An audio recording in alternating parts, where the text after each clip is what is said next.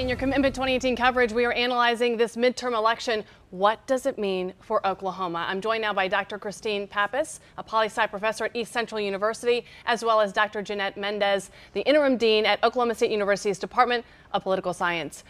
Okay, first thoughts about yesterday's election. Well, my first thought was Oklahoma, we're going to see a continuation of the Republican takeover that we saw in 2010. And obviously with Governor-elect Stitt coming in, we saw quite a strong showing there. And then every statewide race, obviously Republican, every district attorney Republican. And so basically a continuation of that. That's what I see. And is that what you thought? But what happened? Well, so the Kendra Horn race, that's one that we were watching and I thought was interesting, and that's really the one shining spot for the Democrats if they were looking to have any pickups across the state. So they did get that one congressional seat. I thought that there was a chance with all the energy coming from the teacher movement that we saw last spring. I thought that there might be more Democrats that might flood into the polling places, and that teacher caucus would see more of a surge. But as I watched the early returns with mainly Republicans coming out to vote, I kind of was able to sort of temper my expectations for that. So I think it's about what I expected to see. Dr. Mendez?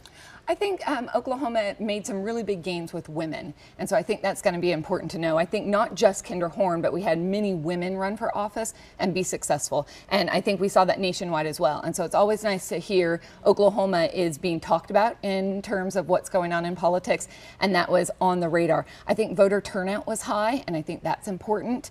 And I think it's important to know when we look at the results that across the statewide there was a lot of criticism of having kind of straight ticket voting, but we didn't see that. I don't think Edmondson made as much inroads as maybe some of us thought that he was going to do, but Stitt, though he won, didn't do as well as some of the statewide offices in terms of his voter totals there. Okay, Kendra Horn, we have to talk about this race. The first Democrat to hold this seat in 42 years, first female Democrat to hold an Oklahoma congressional seat. This is huge. This is history in Oklahoma. Yeah, it actually totally is. So the first woman to get to represent the state of Oklahoma in Congress was Alice Mary Robertson, who was elected with the suffrage movement back in 1920. Wow. She served one term, and then we didn't see another representative until Mary Fallin was elected. Right. Both of those women were Republicans, and this is the first time that Oklahoma is sending a woman to Congress. So, a Democrat. And it's also very interesting to think about in the national scene with the Republicans losing control of the House, Democrats take over the House. So Oklahoma's newest representative is going to be the most powerful representative we have, because that's the only person we have that's in the majority party right now at the national level. And so if you look at someone like Tom Cole, who was very high in Republican leadership, he's ending up being outranked by someone who's brand new to the scene. So it's really interesting for Oklahoma. What do you think, Doctor? Well, and I think what's interesting too is how Kendra Horn won. I don't think she ran as being a woman, though I think she was successful when that was message. But I think it really does show what's going on in Oklahoma. In that area, in Oklahoma City and the suburbs, there was a blue wave there. That said, in rural Oklahoma, it became even more red. So I don't think we walk out of here statewide aggregately looking more red, but I certainly think we have pockets that got redder. And then she was very successful in an area that is becoming more blue.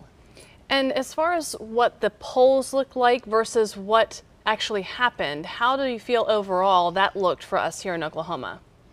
I think polls are going to be increasingly not correct, because with the polling technology, it's hard to get in touch with the people, and if you can't predict who the actual voters are going to be, then it's really tough to know. So I think one of the things I noticed is I expected a higher turnout for Drew Edmondson, and actually he got lower than expected. So the polls were a little wrong and basically favoring Republicans. And I think the polls nationwide were right. I think that we had some very good voting models. So I think we went into it knowing that the Senate would stay with the Republicans. And I think we went into it knowing that the Democrats would get the House. I think when you look at all the breakdowns nationwide, the polls did really well. I think the polls didn't do as good in Oklahoma, in particular with the Kendra Horn race. But I think that is lack of polling here in Oklahoma. We just have one polling organization that's really doing that poll and not reaching out and having the right models of getting those votes. I think there was still a little bit of that hidden Trump support that the polls didn't capture, but I think nationwide the polls did better. But I would argue for more polling in Oklahoma. Are you surprised we didn't hear from Steve Russell last night? I think that's surprising. What is it? What does it mean? Well, He was surprised. I think it could mean that he's surprised. You know, if a person doesn't want to make that speech and, you know, come out and have the right things to say, then sometimes you just don't want to go do that. That would be the hardest speech to make, to have run, to have all these supporters behind you, and then to have to go say, oh, look, guys, I'm sorry, I did my best, but I couldn't win this time. Couldn't he have said just that? Here you have a room, like you said, full of supporters that have been there, many giving up hours and hours of their time, and Sure. they didn't hear from that person. I think his supporters would have liked to have seen and heard that message, but I do think that he didn't see it coming, and I think his campaign showed he didn't see it coming, and we saw that in the primary election in the Oklahoma House and Senate. I think the incumbents that sat back and didn't campaign as hard or took it for granted, they were voted out, and I think this is one of those situations that he was out-campaigned. And let me just add that Kendra Horn only had a 7% chance of winning, so he didn't see it coming. Didn't see it coming at all. Yeah. It wasn't even on the radar screen. Lots of teachers were voting for Edmondson. He called it last night the heart and soul of his campaign. Where do we stand today with education in Oklahoma? I know there will be a lot of wounds to heal, so to speak, for people that were really hoping Edmondson would take office and liked what he had to say and his support of education. Yeah, I think the biggest difference between Edmondson and Governor-elect Stitt, they both say they support education, but Edmondson was willing to go ahead and say that he supported tax increases to pay for increased funding for education. So I am very excited to see what Governor-elect Stitt will actually do to back up his words about supporting education. So if you look at the actual people who were elected, many of the Oklahoma Education Association teacher caucus candidates did win.